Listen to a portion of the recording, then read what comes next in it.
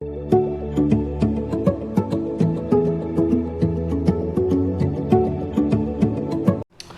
Friends, welcome back to your channel bankers में। Friends, आज की जो वीडियो है काफ़ी इंटरेस्टिंग वीडियो है। इस वीडियो में आज हम ये बात करेंगे कि अगर आपका सिबिल स्कोर डाउन है तो आपको कौन से ऐसे लोन है जो आपको इजीली मिल जाते हैं, और हम ऐसा क्या करें कि हमारा जो सिबिल स्कोर है वो इम्प्रूव हो जाए। तो फ्रेंड्स, अगर आपका सिबिल स्कोर डाउन है तो अगर आप ऐसे कुछ लोन हैं जो आप अगर लेते हैं तो आसानी से मिल जाते हैं। उसमें सबसे पहला लोन आपका है गोल्ड लोन।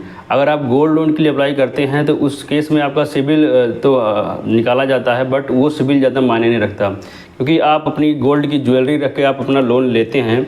तो उस केस में कोई भी बैंक या कोई भी फाइनेंशियल इंस्टीट्यूशन जब भी कोई सिबिल निकालता है आपका, तो उसके लिए इतनी वैल्यू नहीं करता है, और वो एक रिकॉर्ड के लिए आपका सिबिल निकालता है, बट आपका उस लोन के लिए सेंक्शन होने के लिए उस सिबिल का ज़्यादा रोल नहीं होता है। तो गोल्ड लोन जो है आपको सिबिल अगर आपका डाउन भी है तब भी आपको इजीली मिल जाता है।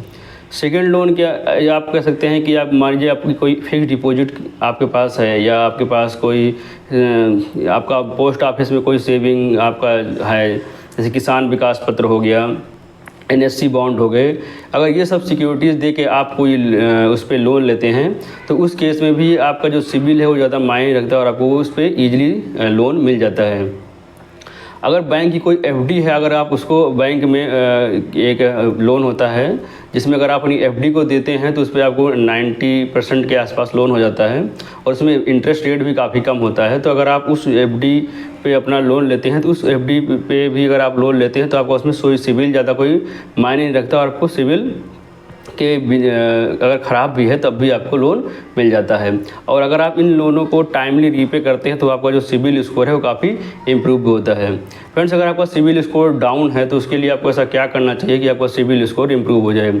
उसके लिए नंबर एक बात यह है कि आप किसी भी लोन में गारंटर बनने से पहले कोशिश ये करें कि ऐसे आदमी का गारंटर बनिए जो लोन को टाइमली रीपे कर सके, क्योंकि अगर वो बारोवर जो भी रहेगा, अगर आप उसमें गारंटर हैं, अगर उसका वो रीपे नहीं करता है लोन, तो आपका सिबिल ऑटोमेटिक डाउन हो जाता है।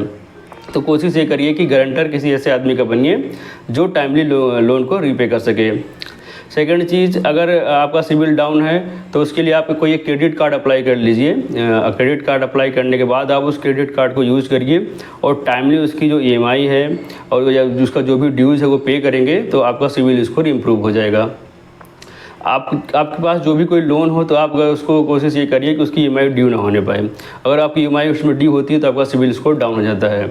तो फ्रेंड्स, आप अगर ऐसा कोशिश करेंगे तो आपकी जो EMI है वो आपकी जो सिबिल है वो आपकी इम्प्रूव हो जाएगी, और आप जब भी कोई लोन अप्लाई कर देंगे तो आपका लोन ज़रूर सेंक्शन होगा। फ्रेंड्स, इस वीडियो में इतना ही। अभी मैं ऐसी बहुत सारी वीडियोज़ लेके आऊँ जिसमें मैं सिबिल के रिगार्डिंग और बहुत सारी लोन्स वगैरह के रिगार्डिंग बात करूँगा। तो अगर आपको इस चैनल पर कोई भी जानकारी अच्छी मिली हो तो इसको प्लीज़ सब्सक्राइब करें और इस पर बने रहें। Thank you.